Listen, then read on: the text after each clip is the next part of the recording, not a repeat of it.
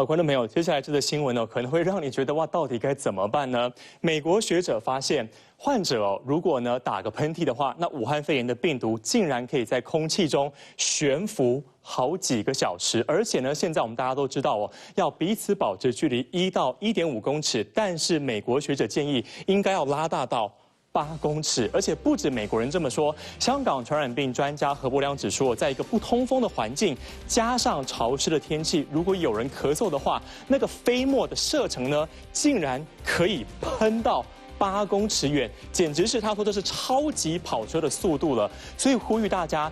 可以的话，尽量是外带食物。如果你真的必须要在餐厅里面吃饭的话，也拜托您吃饭的时候不要大声的说话。另外，同时香港大学的研究也发现了，在我们常戴的外科手术的外科的口罩表层呢，病毒竟然可以存活整整7天，在里层呢。表层可以7天，在里层竟然也可以存活4天左右，所以我们这里要呼吁大家，口罩如果你要重复使用的话，请放到电锅里面用干烤这样的方式来消毒。不过，当然如果可以的话，最好还是不要重复使用口罩。另外呢，在这里我们也要提醒大家，除非您是医疗人员，否则的话，一般来说真的不需要戴到N95等级的口罩，戴了的话反而可能会伤身体。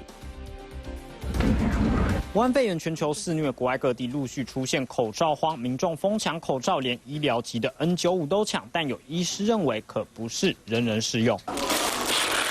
第一线医护人员防护装备当中就包含N95，明明是隔离病菌效果最好的口罩，但有些人戴了，可能反倒让身体出状况。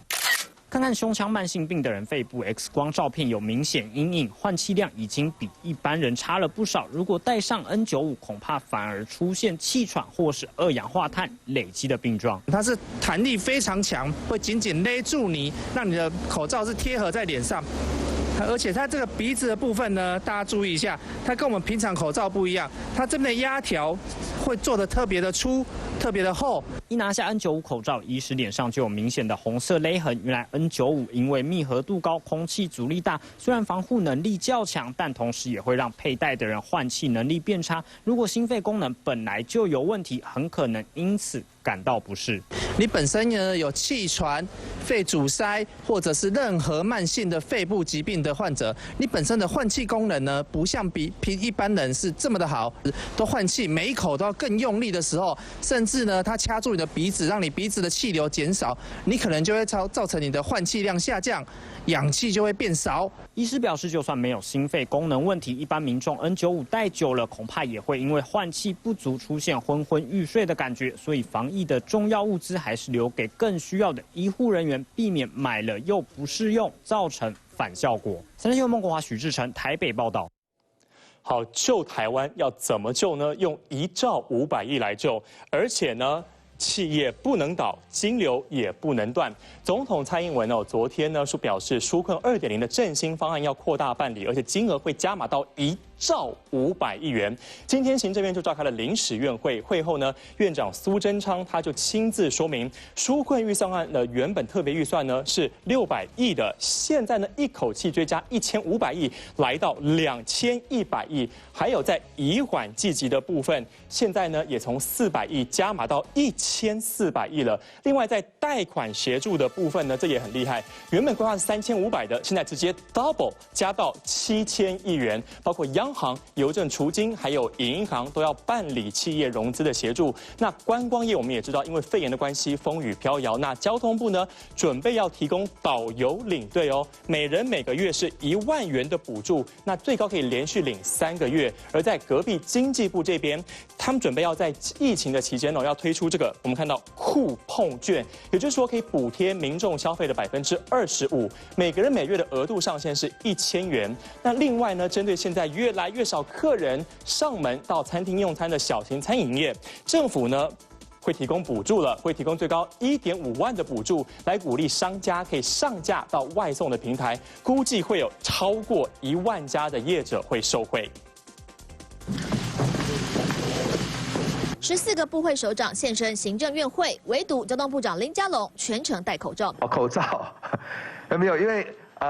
是可以不用戴了不过因为先前我们观光局有一位主秘那他虽然现在裁剪也是阴性基于自我健康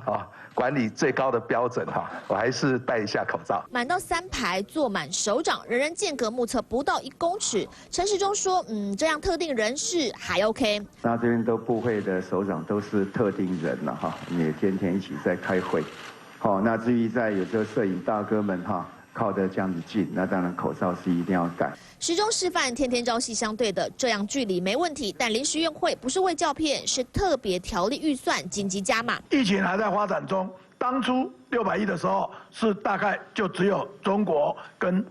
一些小的状况，但现在看起来是全球，而且更严峻了，所以我们估再加1500亿，不止这样，而是合共连同贷款等等1兆0 500亿，总额1兆0 500亿，喊出1兆救台湾。当中特别的是酷碰券，你消费我来折扣回馈，1人1000，等疫情过去就启动。你消费我来折扣回馈，那每人每月那上限呢1000年。同步鼓励业者改变，实体店改外送、改电商，纾困从贷款到日常生活。第2波1500亿送立法院，早点通过，早点到位。3立新闻吴成斌、陈嘉文 SNG 小组特别报道。